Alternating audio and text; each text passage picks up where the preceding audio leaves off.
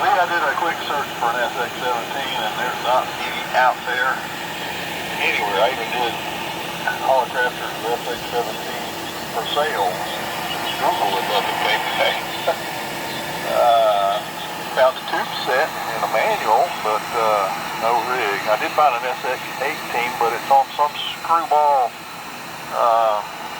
email chain out of California. The guy wanted $200 and pickup only, so I don't think you'll be driving out there to get that. But it wasn't the right model. But.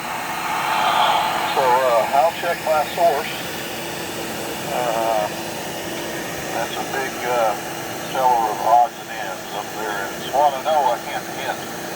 Steve, that fellow has a massive amount of just about everything, so he might have one squirreled away. Everybody sounding good today. I hope you all have a happy new year. We'll see how it turns out. I wanted to mention something. I was on Amazon. If you have Amazon Prime, you can watch their television on the internet, and they have a lot of documentaries. And I was watching one about the B-29, which is more of a patriotic film, which is not much detail, but what amazed me was the end of the movie. They showed the Chinese building a runway, and for the first B-29 to land over there in World War II, and it was all being done by hand.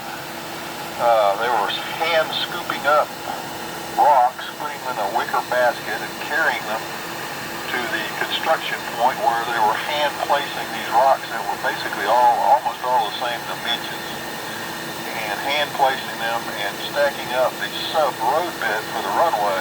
And it's about about a foot deep in all these smooth hand placed rocks.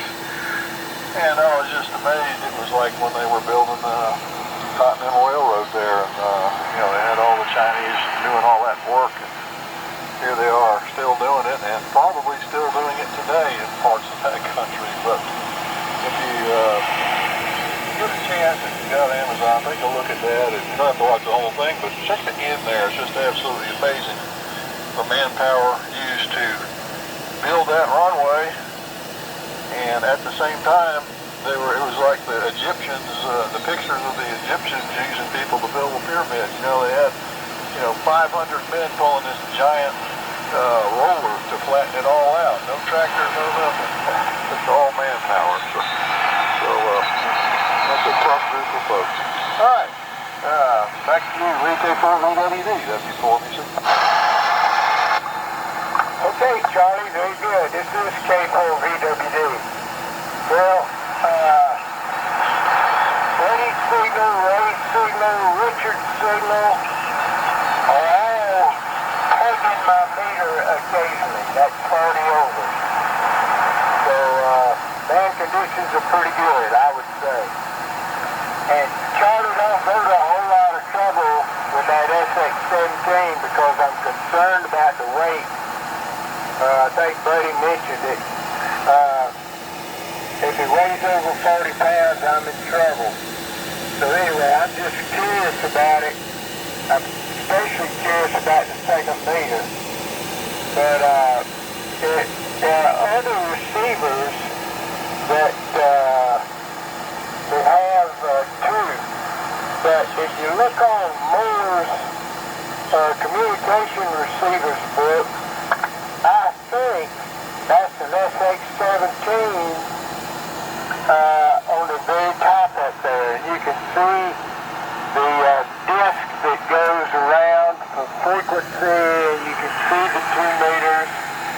And I'm just unsure of what it all is, but they got 2 of those big dials like they used to have on the SX-28, and got smaller ones too. And the only difference in the SX-17 and the SX-16 is you got a noise limiter on the 17.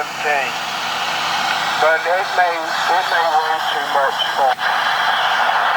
Look at that picture. There were 33 German spies caught by the FBI in the United States in 1941. And this guy was one of them. And in the picture I was looking at, it's got one of those big old Hallicrafters speakers on it with the big H on the front of it. But it had to be made in the late 30s also.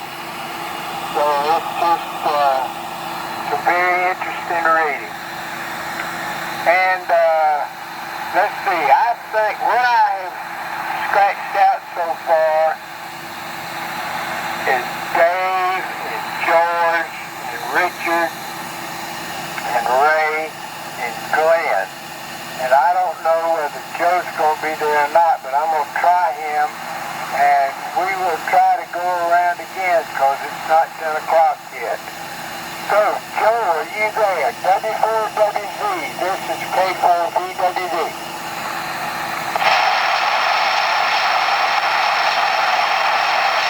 Don't hear him. So, Meir, go ahead. WF2U, K4VWD. Roger, K4VWD. That's the side tone. Doesn't work well with the speaker. K4VWD and the rest of the group. This is WF2U. Very good. Everybody was great. It was great to hear Joe also. And I'm actually, as I'm speaking now, I'm taking a video and didn't do it from the beginning, so people can hear, several people can hear themselves. That's why I put the speaker up. I was using a noise cancelling headset. And I'm using the original M29 carbon microphone that goes with this radio. So I'm going to put up the video and send the link to the mailing list of the group. And so at least people can see what kind of monster is making that noise in the background. Luckily the microphone is not that sensitive, as far as I know, not that much of a blower noise is going through. And this is the Monster 60 amp 28 volt supply, which is pretty modern. That's a switching supply, as opposed to 35 pounds, as opposed to the old supply that I used to use, which is about 110 and the size of a small refrigerator. And this is all it takes, so it's not bad at all. It's another military surplus, and it's 28 volts at 60 amps. When it's running, it's only taking 37 amps on AM. So it was a pleasure listening to everybody this morning, and again, I wish everybody a Happy New Year and health and a better year than this one for everybody. So I'll be listening to the end, but I'll say 73 to everybody. And take care. We'll be on Sunday on the regular 3715 net. Take care all. Let's see, buddy, WV4ARK, and everybody, this is WF2U.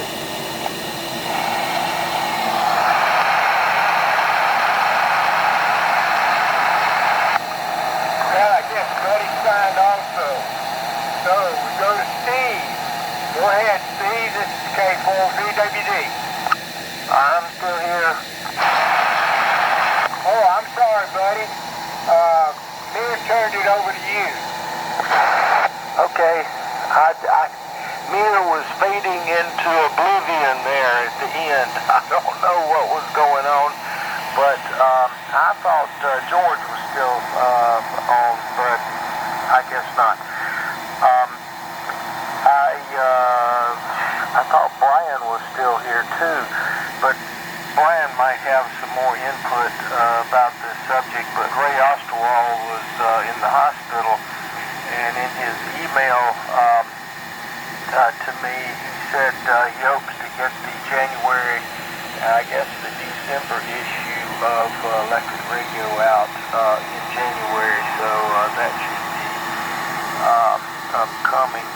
And I think Lee, in one of those photos, it looked like that, as Steve was saying, that meter bezel on the right-hand side of the main tuning dial was for like a band spread. And I think you'll notice there's a knob right underneath that.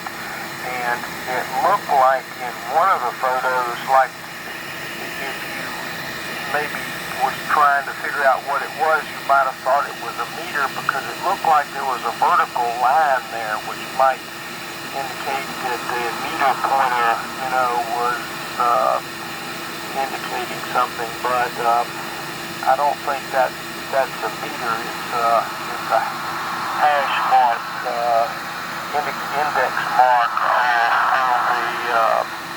on the glass or whatever they use to use your band spread against. So that's probably what that was. But anyway, enjoyed it today, and everybody stay safe. K3OS WB4ARK over.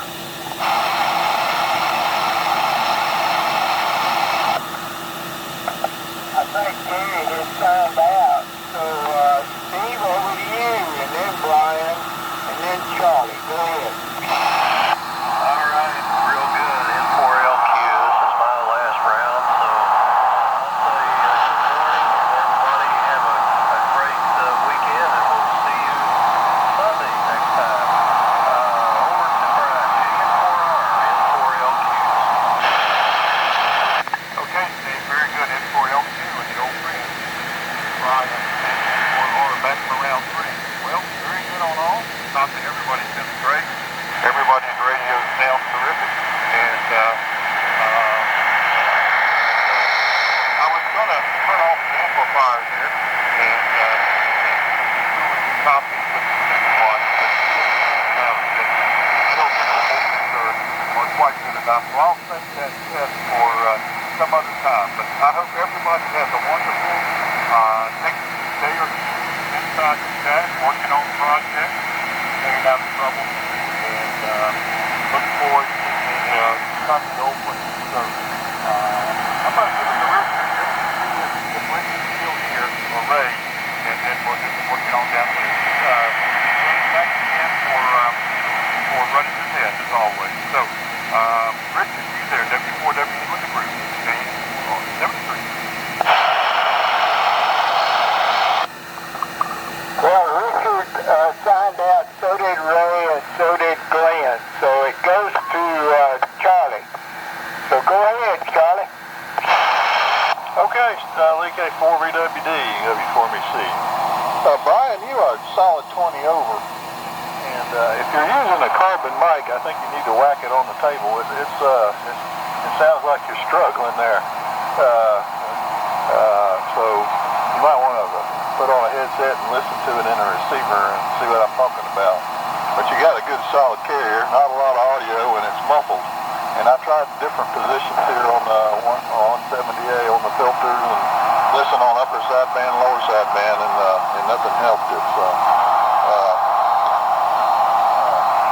yeah, chances are that SX17, that is a band spread, because the next, they had an 18 and 19. I've got an S20R, and right in the middle of it, it looks like a meter. As a matter of fact, they used like a triplet or somebody's meter front.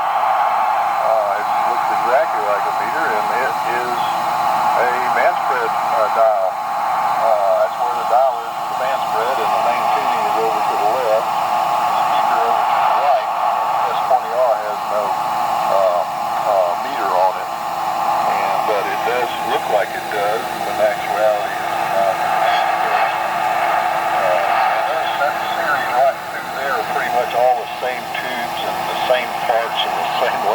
almost. They just jockeyed the panel around a little bit. So, Buddy's probably right on that issue. So, okay. Well, Happy New Year again to everybody. We'll look for you on Sunday in the New Year. And thanks for running the net, Lee. And back to you, 7-3 on K4VWD, W4 Mississippi. Okay, Charlie, this is K4VWD. Well, thank you. I'm looking at this picture on the Moore's book, and I think y'all are absolutely right. It's not a meter, although it's just like the one on the left, got a lot of other stuff on it. So anyway, you solved one of my problems. I wondered what that other one was. And so, Charlie, you and Buddy straightened me out on that, and I do appreciate it. I'd say that one I had with somebody, and I can't remember who, but that's been close to 30 years ago. Anyway, so let me take a quick standby. Does anybody have any final comments? Please call now.